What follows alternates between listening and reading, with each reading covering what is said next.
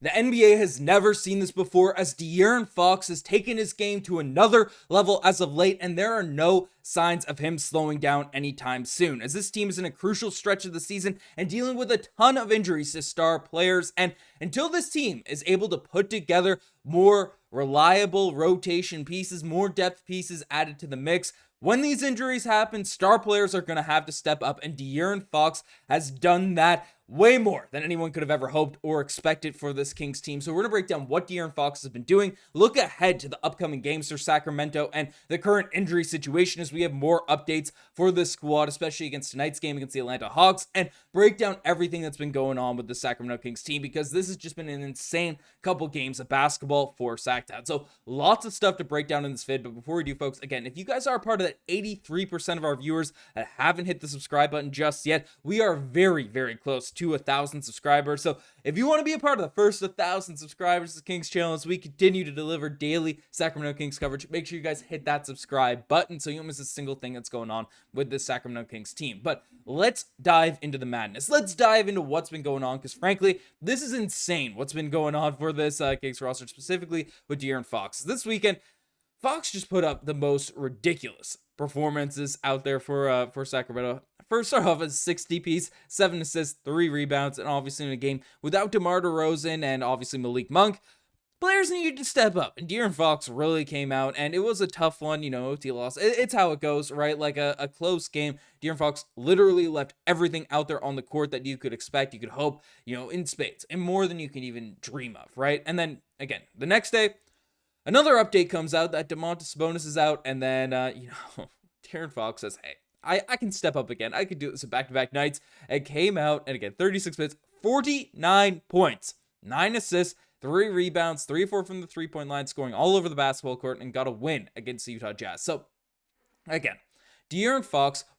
doing the math on this, 49 plus 60, right? We're talking 109 points in the stretch of 2 games, back-to-back days. That is just absolute insanity there for DeAaron Fox, who, again, there was question marks about his health, about his hand, his ability to shoot and stuff like that, and all those questions seem to be silenced here because he had a couple weird games, bad shooting night against the Toronto Raptors a couple of weeks ago, or however long ago that was now at this point. I remember the fan base, is DeAaron Fox healthy? Is his hand? You can see his hand wrapped out there, and that's not having an effect right now because DeAaron Fox has just taken his game to the absolute next level. And I just want to, before we talk about the current state of the Kings, the squad, we just got to appreciate this. We got to appreciate the joy, win-loss of what DeAaron Fox is doing out there on the basketball court, because it is a pleasure to watch his slash ability, his intensity, driving the basket, his confidence right now he has in that jump shot, paired alongside his elite athleticism, his elite, ball skills that we all know he always has, but I don't know. It is just a joy to watch the confidence, the magic that he is displaying out there on the basketball court, and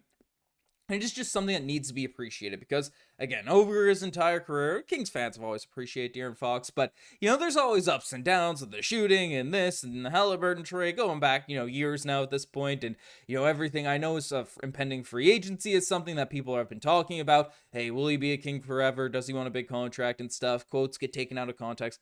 Just got to appreciate this man. Just got to appreciate Fox, everything that's going on, because frankly, this is a pleasure. This is just magic basketball that you can watch, for this Kings team. I am, win-loss if we, face off, because again, the games are coming up. Just enjoy the level of production, level of performance that he's putting on display. It is going to be crucial. And it's going to be even more crucial for these upcoming games because, again, the Kings have some very reasonable sort of, potential wins, right? The Hawks is a very gettable game. The Clippers, again, a gettable game. The Nets, these teams haven't been horrible by any stretch, but very winnable basketball games. The Thunder have been dealing with some injuries right now. Timberwolves, we just saw the crazy madness of a couple banger games, Kings, Timberwolves over the course of the season. The Blazers, all games that are very, very gettable to end up in the W column. And frankly, DeAaron Fox is going to need to continue to be at that elite level, at that elite rate, because The Kings right now are still dealing with a ton of injuries. As the injury report against the Atlanta Hawks, Domantas Sabonis is doubtful, DeMar DeRozan with lower back tightness is out, Malik Monk with a right ankle sprain is out, and obviously Kevin Huerter's out with his shoulder surgery. So again, there are a lot of players out of the lineup. We did get Orlando Robinson back into the mix, his sort of debut out there over the weekend. 12 minutes, it's going to be a while to really get a decent judge, but it's nice to have another player out there in the front court for Sacramento to kind of step up, to come into play. Trey Lyles did a good job out there in the starting lineup. It's nice that he's kind of coming into his zone, is coming into his, getting back in shape from the start of the season where things were messy. I think him as a starter, versus an Alex Len made a ton more sense. I mean, you can look at the plus minus for Alex Len out there against the T-Wolves, right? Like, even though Trey Lyles is undersized, it makes more sense for him to be in the starting unit. But again, regardless of the roster, regardless of everything that's going on, DeAaron Fox is going to need to continue his elite play, because again, you'll have these role players, you'll have these different guys step up, which is needed, and maybe this could be a turning point over the course of the season, because again, we've been calling for Monte McNair to come out and build up the depth, build up the rotation guys on this roster. So if the team ends up dealing with injuries, if some of the top guys go out, because I've been a proponent of how the starting lineup for this Kings team is just one of the best in the NBA, if not the best on any given night, right? With DeAaron Fox, with whoever you want, Keon Ellis or Kevin Huerter. I know Huerter's been in the starting lineup so far this season, but DeMar DeRozan, Keegan Murray, as well as Sabonis, right? Like all those guys, that's a top level talent starting five out there in the entire NBA. Now, basically, you see little cracks with the injuries, especially Sabonis, Monk, your top six, right? Malik Monk is one of the best six men in the entire NBA.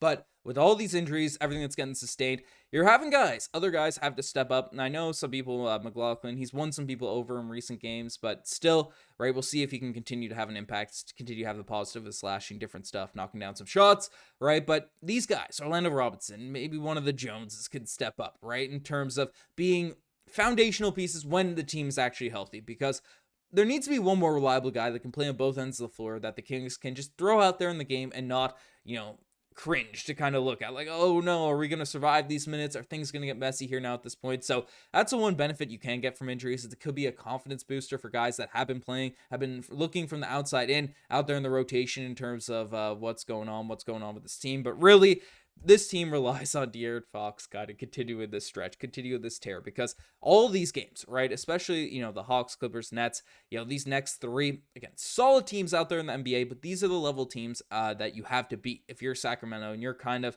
in the middle of the Western Conference standings right now, these are the wins that you have to get. You have to kind of come out and get a big W on to really prove that you are that team, you are that squad that is able to, make that push, make that run. You got to deal with some adversity. I mean, the entire NBA is dealing with injuries right now. It's why, even when the team was essentially fully healthy, we did have Huerter injuries, Trey Lyles injuries at the start of this year, but I was like, get one or two more pieces, Monty. Get one or two more of these guys to reliably just, mend the waters, right? Like, right the ship when things are dealing with injury situations, because it happens to every team every year. But, we'll see how it goes. But if Fox is continuing this electric performance, this electric play, then all these games are very winnable and gettable. So let's know what you guys think in the comment section down below about this Kings team, about how they're performing, about everything that's going on. Shout out to DeAaron Fox for just being an absolute legend out there right now for this Kings team. But you guys are the best. I'm signing out.